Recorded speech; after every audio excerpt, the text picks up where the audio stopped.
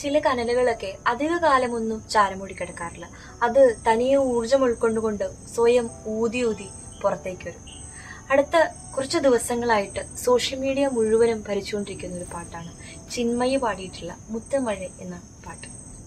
സത്യത്തിൽ ഈ പാട്ട് സിനിമയ്ക്ക് വേണ്ടിയിട്ട്, തഗ് ലൈഫ് എന്ന് പറഞ്ഞ സിനിമയ്ക്ക് വേണ്ടിയിട്ട് പാടിയിട്ടുള്ള ദീ എന്ന ദീക്ഷിതയാണെന്നുണ്ടെങ്കിലും തമിഴ് സിനിമ നമ്മുടെ ചിന്മയ്ക്ക് വിലക്ക് ഏർപ്പെടുത്തിയതുകൊണ്ട് അവർക്ക് ആ സിനിമയിൽ പാടാൻ കഴിഞ്ഞിട്ടില്ല. പക്ഷെ എന്നാലും ഇതിന്റെ തെലുങ്ക്, ഹിന്ദി വേർഷനിലൊക്കെ ചിന്മയി തന്നെയാണ് പാടിയിട്ടുള്ളത്. സിനിമയുടെ ഓഡിയോ ലോഞ്ചിന്റെ സമയത്ത് ദീക്ക് വരാൻ പറ്റിയില്ല.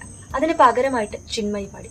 പക്ഷെ ദീ പാടിയതിനേക്കാളും കൂടുതലായിട്ട് പ്രേക്ഷകരെ ഒന്നടങ്കം ഏറ്റെടുത്തിട്ടുള്ളത് നമ്മുടെ ചിന്മയി പാടിയിട്ടുള്ള പാട്ടാണ്. ആരാണ് ഈ ചിന്മയി? നമ്മള് കേട്ടു പരിചയിച്ച 90s സിനിമയിലെ കാതലേ കാതലേ, അതുപോലെ തന്നെ ഒരു ദൈവം തന്ന പൂവേ.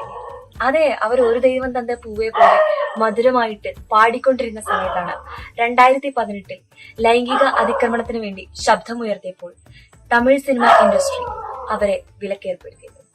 അവരെ ശരിക്കു പറഞ്ഞാല് ഡബിംഗ് മേഖലയിൽ നിന്നുമാണ് വിലക്കിയതെങ്കിലും പാട്ടുപാടാൻ വരെ അവർക്ക് സാധിച്ചിട്ടുണ്ടായിരുന്നില്ല. നീണ്ട 7 വർഷക്കാലം അവരെ കുറിച്ച് ആരും അന്വേഷിച്ചിട്ടില്ലായിരുന്നു. അടിച്ചമർത്തപ്പെട്ടവരുടെ മുമ്പിൽ വെച്ചിട്ട് ഒരു മധുര പ്രതികാരം എന്നോണം ചിന്മയി പാടുകയാണ് ഇന്നും വരും എന്തൻ കഥയെ. അതും 25 വർഷങ്ങൾക്ക് മുമ്പ് തന്നെ പാട്ടിലെ ലോകത്തേക്ക് കൂട്ടിക്കൊണ്ടുവന്നിട്ടുള്ള AR റഹ്മാന്റെ മുന്നിൽ വെച്ചിട്ട് ചിന്മയി തന്റെ നിലപാടിൽ തന്നെ ഉറച്ചു നിൽക്കുകയാണ്. അവര് ഇനിയും പാടട്ടെ.